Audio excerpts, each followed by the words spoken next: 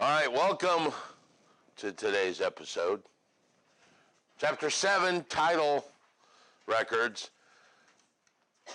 Test is tomorrow. If you're listening at home, it's next after this class. Couple things as advice. Remember, it's not an open book test. However, this is adult education. I'm not going to be sitting beside you. But if you don't do it correctly, you're only hurting yourself.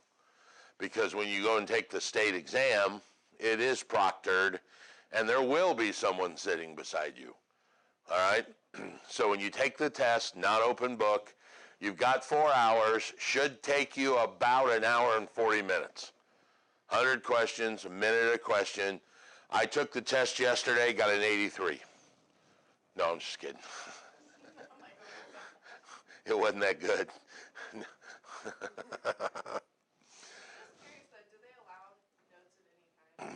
Yeah, but you are given all your paperwork. You walk into the test with absolutely nothing. You can't even take a purse in, ladies. They will actually ask you to put it in a locker. Can't take a cell phone, can't take a purse. Last I heard, they also were stopping watches because the people with the Google Watch and all that. Nope, can't take a calculator. They will give you one to use. All right? So,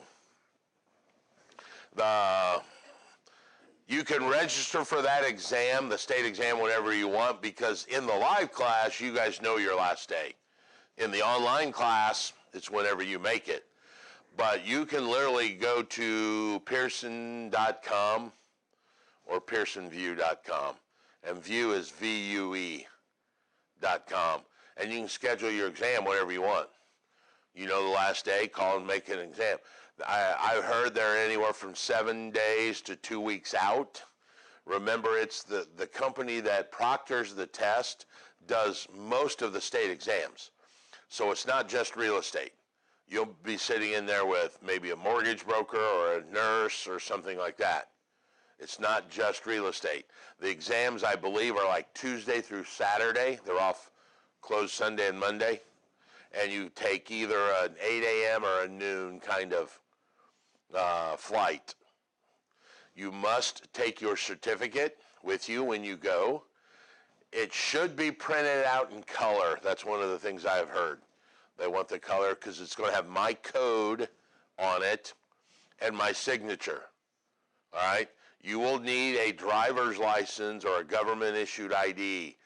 Do not be more than like 10 minutes late or they won't let you in. So if you don't know where to get there, I'd leave early. Make sure you get there plenty of time ahead of time early. All right? Or go the day before and look at it, whatever. All right, you ready? Chapter 7, title records. Here we go. So for those of you at home, I would like to draw your attention to the board. On the board, I have my address listed there, or I have an address listed at 330 Locust Lane, Nashville, Indiana. So the question I'm want to ask is, where do I live at? Somebody tell me where my address is. It's not a lie. I'm not lying to you, by the way. How do you know that? I didn't tell you that. No, I didn't. Yeah, but I didn't tell you I lived at that address. So you assumed I lived at that address. Why did you assume that? And I've got an address on the board, right? Jonathan, what's my address? I told John what my address was.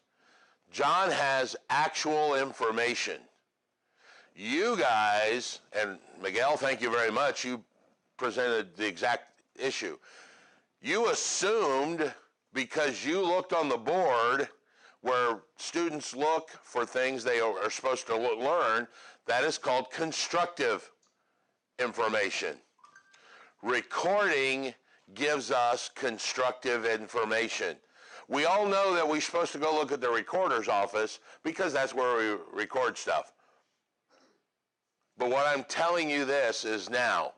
So I sell Lydia my house, quitclaim deed. She takes the quitclaim deed. It's acknowledged and everything.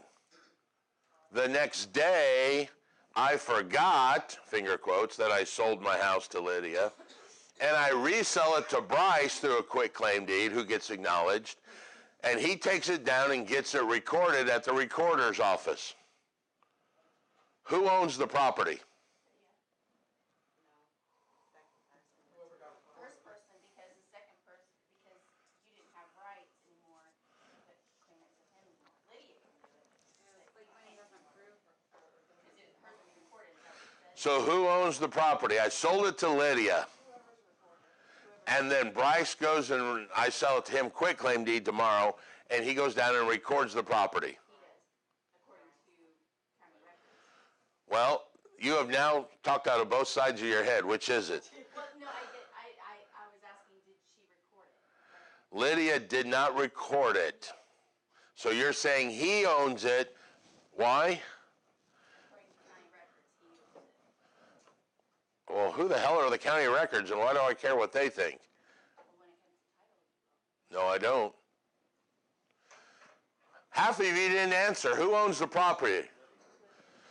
How many think Lydia owned the property? You made the right statement, and then you talked yourself out of it. Who owns the property? Lydia. Raise your hands. 4 of you. Who do you think Bryce owns it? How many of you didn't vote? All right. Well, there's 2 answers, and they both say the same thing. First of all, let me tell you, recording has absolutely 0 to do with ownership. All right? It has absolutely 0 to do with ownership.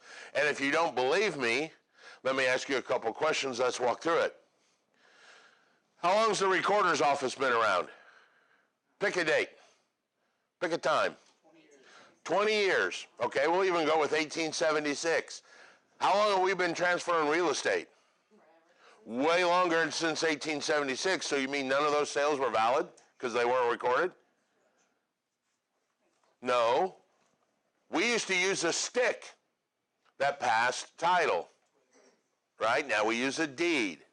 The second way, if you don't believe that answer, is let's go with what you said earlier. If I sold the property to Lydia today, I don't even have the rights to resell it to Bryce the next day. That's fraud. So Bryce doesn't own the property, Lydia does. Now, who's going to have a hard time defending herself in court? Lydia will. But if it was acknowledged and all of that, she becomes the owner of the property. Recording only gives notice. That's the big issue. So we're going to talk about title records and how they reveal documents and claims. We're going to talk about encumbrances. We're going to talk about the recording system and how it gets recorded. We're going to talk about why it gets recorded and the benefits of that. So recording is nothing more than placing something in the public record. There are things that need to get recorded so the public is aware of them, like encumbrances, all right, taxes, liens. Everybody in the process has a reason to be recorded. The bank wants it recorded because they want everybody to know that they have a lien on the property so they can get their money back. The seller wants it recorded because he wants to get off of the county tax records as being the owner. The new guy or the buyer wants it recorded because he may have equity in an asset that he wants to use for another loan somewhere else. So everybody has a reason to get it recorded. But recording has nothing to do with the validity of ownership. You guys will see that there are going to come times when we have a land contract that maybe is not recorded. Or maybe the records are wrong. Lord forbid that a human system could be wrong. Or the house sold yesterday, and due to the simple human delay of getting things recorded, it still shows someone else's name. So recording literally has nothing to do with who the actual true owner is. And you will hear this term title companies use, and she just used it a minute ago, the owner of record. You know, the one on record. Well, records can be wrong, all right? Especially if you guys are an investor, you buy a house, you rehab it, and you flip it. You may flip it before the actual sale that you bought it got recorded. In Marion County, what are we running? 4 to 6 weeks behind? So, I mean, you close today, it may not actually get into the records this year because of just the time frame of the human aspect of somebody's got to go ka-chunk, move her, ka-chunk, oh, I'm going on break, or I'm taking a vacation, or I'm at sick for 2 days. So there's that process. You still own the property. It just is not in the system, okay? Recording gives us what we call notice. And there are 2 types of notice I just talked to you. There's actual notice. This is what I gave John. I literally told John my address. 330 Locust Lane, Nashville, Indiana. I cannot tell everybody in the world my actual address. So as a society, we have created this place that we give constructive notice that we all go to look to find things out. It's called the recorder's office. Now, ironically, in the new digital age of millennials and all of that, we actually have another constructive notice platform that we see all the time. What's it? What is it? You guys are going to spend 3 hours on it today. Facebook is a constructive notice. Hey, I don't know what my buddy's doing. I haven't seen him since high school, but I can log on to Facebook and see that he lives in Omaha. He's got 3 kids. Oh, and he just got an ice cream cone. All right? That's constructive notice because we all go and look there. He didn't call me and say, hey, Raymond, I'm going to go get an ice cream cone. That would have been actual notice.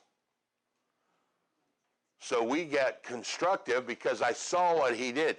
Who knows, in the future, maybe we'll all be born with a Facebook page, you know, so that way you can start posting stuff as you leave.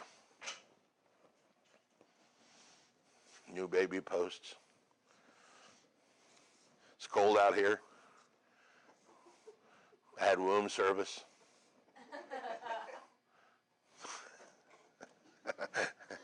Too early on a Monday for that. All right, let's change the audio.